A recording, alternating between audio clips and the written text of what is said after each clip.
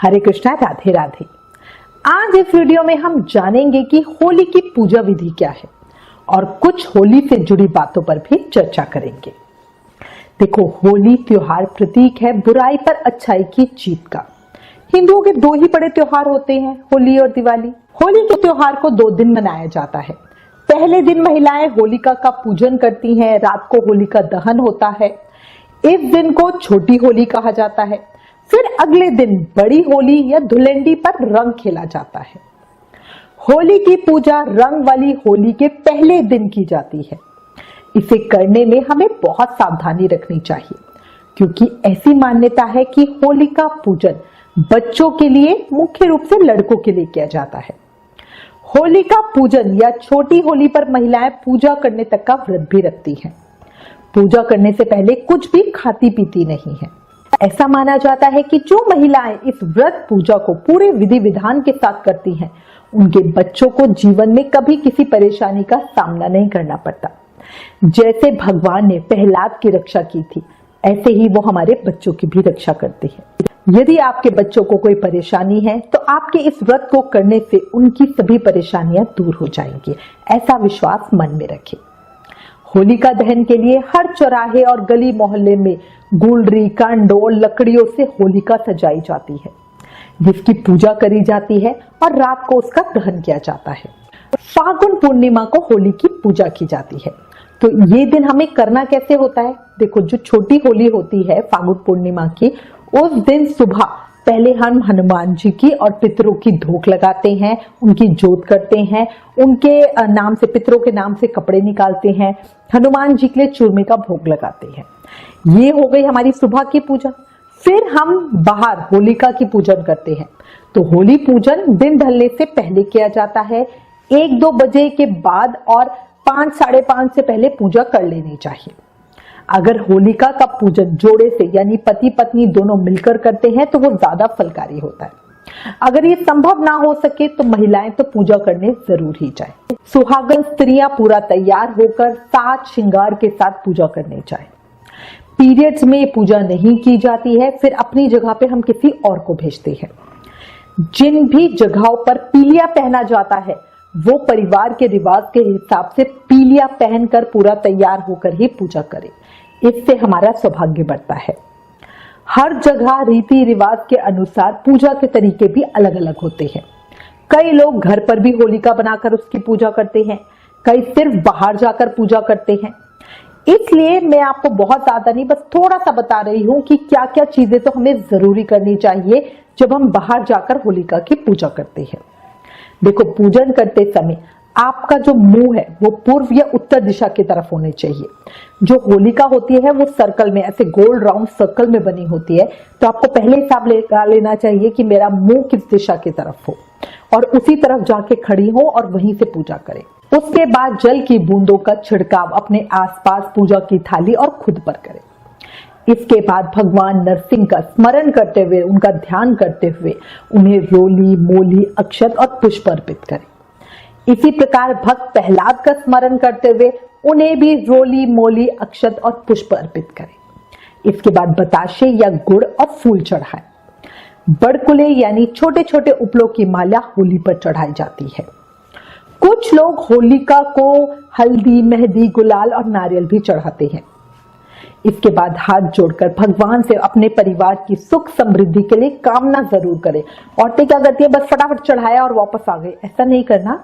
बिना प्रार्थना के पूजा पूरी नहीं होती।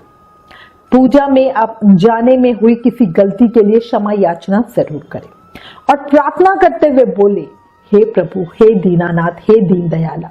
जैसे आपने प्रहलाद की रक्षा के लिए अपने दिए हुए वरदान को ही निष्फल कर दिया, उसी तरह मेरे बच्चों और परिवार पर भी अपनी कृपा बनाए रखना। मेरे घर में सुख, शांति और समृद्धि देना। इसके बाद सूत के धागे को होलिका के चारों ओर घुमाते हुए 3, 5 या 7 बार लपेटते हुए चक्कर लगाएं। से परिक्रमा करना कहते हैं। जहां आपका अंतिम चक्र पूरा हो, वहां लोटे से जल चढ़ाएं। लोटे का जल पूरी तरह से खाली नहीं करना है, थोड़ा सा जल छोड़ देना है। फिर वहां पे पैसे चढ़ा दें। होलिका पूजन के समय महिलाएं अपने साथ बच्चों को भी लेके जाएं। उनके गले में होली की माला जो होती है ना, कई जगह ड्राई फ्रूट की होती है, कोई मखाने टॉफी चॉकलेट की जो माला बनाते हैं, उन्हें जरूर पहनाएं। ये बड़ी शुभ की होती है। कई जगहों पे ये माला पीहर से आती है और तब बच्चों को बनाई जाती है। ये बच्चे प्रहलाद जी का रूप होते हैं। पूजा के समय भगवान विष्णु से इनकी सेहत की प्रार्थना की जाती है। होलिका की पूजा करने के बाद बच्चों को तिलक लगाएं और अपने भी बिंदी लगाएं। घर लौटते समय घर में सीधा अंदर ना घुस जाएं। पहले जो घर का मेन गेट होगा उस पर जो लोटे में हमने थोड़ा सा जल छोड़ा था ना, उससे थोड़ा थोड़ा जल दोनों तरफ चढ़ाएं। जैसे जो मेन गेट इस तरह है उसके इस तरफ और इस तरफ दोनों तरफ जल चढ़ाएं। फिर रोली से दोनों तरफ सतिया बनाएं और फिर घर में प्रवेश करें। इस तरह से हम अपने साथ लक्ष्मी का प्रवेश घर में कराते हैं और पूजा हमारी सिद्ध होती है। कई जगह शाम को पक्की रसोई बनाकर देवताओं के नाम की थाली निकाली जाती है तो और ब्राह्मण को जिमाया जाता है। ये पूरी तरह आपके परिवार के रिवाज के ऊपर है। रात के समय जब होलिका का दहन होता है तब घर के आदमियों को वहां जरूर जाना चाहिए।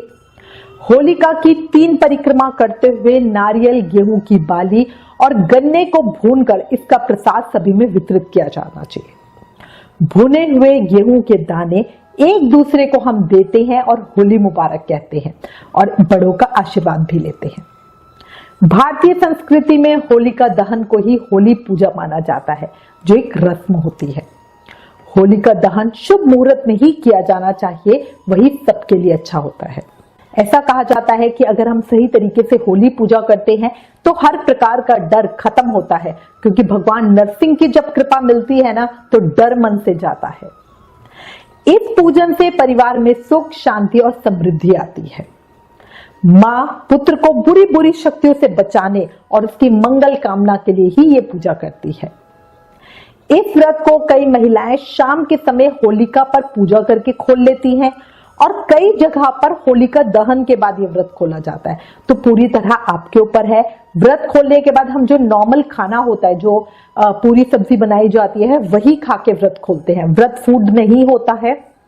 व्रत खोलने पर ईश्वर का ध्यान करें और सुख समृद्धि के लिए कामना करें। हम पर्सनली अपने घर में होलिका पूजन के बाद व्रत खोल लेते हैं। रात को होलिका दहन पर सिर्फ परिवार के आदमी वहां जाते हैं। होलिका दहन में पंडित जी पुष्पों के माथे पे तिलक लगाते हैं। होलिका जलने पर रोली चावल चढ़ाकर 7 बार अर्घ देकर 7 परिक्रमा भी उनको जरूर करनी चाहिए। इसके बाद अपने साथ में लाए हुए हरे गेहूं या जौ और गन्ने को अग्नि में भूनते हैं। होली की अग्नि थोड़ी सी अपने साथ घर भी लेकर आए। अग्नि ले जाने और गन्ने भूनने का काम बहुत सावधानी से करना चाहिए, क्योंकि आंच बहुत तेज होती है। होली की अग्नि से अपने घर में धूप दिखाएं। ऐसा करने से घर में जो भी नेगेटिव एनर्जी होती है वो खत्म हो जाती है और घर में पॉजिटिविटी आती है, सुख शांति आती है।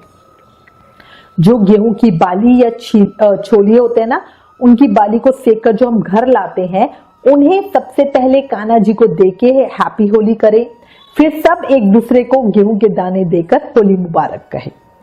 बड़ों का आशीर्वाद, पैर छूकर आशीर्वाद जरूर लें। कुछ लोग इस अग्नि पर खाने का सामान पकाने को शुभ मानते हैं, तो पूरी तरह अपने ऊपर है। होली का दहन समाप्त हो जाने के बाद वहां की राख या भस्म को थोड़ा सा घर में लाकर डिब्बी में या पैकेट में बंद कर कर पूजा घर में या शुद्ध जगह पे रखें। ये बहुत सिद्ध भस्म होती है। जब भी किसी महत्वपूर्ण काम में बाहर जाए ना, तो आदमी इस भस्म का तिलक माथे पर लगाएं और स्त्रियां गले में इसका तिलक लगाएं। इससे हमारे काम के पूरा होने के चांसेस बहुत हद तक बढ़ जाते हैं। कोई जॉब इंटरव्यू हो, कोई केस की डेट हो, लड़की को देखने जाने का प्रोग्राम हो, कोई डील फाइनल करनी हो, इन सब में बहुत अच्छा रिजल्ट हमें देखने को मिलता है। होलिका दहन के साथ ही होलिकाष्टक भी समाप्त हो जाते हैं। होलिका दहन वाली रात महारात्रि कही जाती है। होलिकाष्टक से होलिका दहन के दिनों को जले फूके दिन कहा जाता है। इन दिनों में ईश्वरीय भक्ति और तांत्रिक सिद्धि दोनों की जाती है। मतलब पॉजिटिव और नेगेटिव दोनों तरह की एनर्जी भरपूर होती है। इसलिए इन दिनों में हमें बहुत ध्यान रखना चाहिए। प्रेग्नेंट लेडीज और स्मॉल बेबीज को घर से बाहर रात में कहीं नहीं जाना चाहिए, क्योंकि नेगेटिविटी एयर में बहुत ज्यादा होती है और किन्हीं लोगों का खून पतला होता है ना, वो उस नेगेटिव एनर्जी की चपेट में जल्दी आ जाते हैं। होलिका दहन वाली रात महारात्रि होती है, इसमें सबसे ज्यादा ध्यान रखें। अगले दिन बड़ी होली या धुलंडी पर रंग खेले। कई लोग होली पर नहाना पसंद नहीं करते क्योंकि वो सोचते हैं कि होली खेलने के बाद नहाना है, पर ये सही नहीं है। इस चीज को याद रखना मैंने अपनी पहले की वीडियो में भी बताया है। नारद पुराण के अनुसार होलिका दहन के अगले दिन, रंग वाली होली के दिन सुबह उठकर अपने जो भी हमारे नहाने धोने का काम होता है वो करनी चाहिए। पितरों और देवताओं के लिए तर्पण पूजा करनी चाहिए। साथ ही सभी दोषों की शांति के लिए होलिका की जो विभूति होती है, भस्म होती है, उसकी वंदना करके उसे अपने शरीर पर लगाना चाहिए। घर के आंगन को गोबर से लीप कर उसमें एक चौकोर मंडल बनाना चाहिए और उसे रंगीन अक्षतों से अलंकृत कर उसमें पूजा अर्चना करनी चाहिए। ऐसा करने से आयु की वृद्धि, आरोग्य की प्राप्ति और समस्त इच्छाओं की पूर्ति होती है। पर ये सब तो शायद सभी के लिए करना पॉसिबल नहीं होगा। ये हमें नारद पुराण में इसका वृतांत मिलता है, बट नहाना धोना जरूर चाहिए। और जिन लोगों ने शिव विग्रह की सेवा ले रखी है वो अपने शिव विग्रह को नहलाएं, उन्हें दूध नाश्ते का भोग लगाएं, कोई स्पेशल चीज बनाई हो तो उसका भोग लगाएं। फिर सबसे पहले उनके साथ होली खेले, रंग गुलाल फूल चढ़ा के। जिन्होंने सेवा नहीं ले रखी वो भी पहले अपने भगवान के साथ ये होली खेले, फिर घर के बड़ों के पैरों पर रंग लगा के उनके साथ उनका होली खेले, उनका आशीर्वाद ले, उनको होली की शुभकामनाएं दे। फिर बाद में सब आपस में होली खेले। ऐसा माना जाता है कि होली पूजन सही तरीके से करने से हमारे घर में सुख शांति बनी रहती है, बहुत पुण्य मिलता है। अच्छा देखो, ये त्योहार बनाता तो पूरा ही भारत है, पर ब्रज और मथुरा जैसी होली, वहां की छटा तो अनुपम ही होती है। होली हमारे कान्हा जी को बहुत प्रिय है। ब्रज जैसी होली हम अपने घर में कैसे बनाएं और कान्हा जी के साथ होली कैसे खेलें, इस विषय पर हमारी एक अलग वीडियो है। उन वीडियोस का लिंक नीचे डिस्क्रिप्शन में है, प्लीज एक बार वो वीडियो भी जरूर चेकआउट करें। अच्छा, होली जो है ना वो हिंदू पंचांग के अनुसार साल का अंतिम पर्व होता है और चैत्र नवरात्र नए साल का प्रथम पर्व होता है ना इंटरेस्टिंग। मैं उम्मीद करती हूँ इस वीडियो में दी गई जानकारी आपके लिए उपयोगी होगी। इससे रिलेटेड अगर आपके पास कोई भी कमेंट या सजेशन है तो हमें कमेंट जरूर करें। आपकी एक राधे राधे का मैसेज हमें आगे और वीडियोस बनाने के लिए बहुत प्रेरित करता है, तो कमेंट जरूर करें, आपका प्यार हमें दें। Please like, share and subscribe. Thank you. Hare Krishna.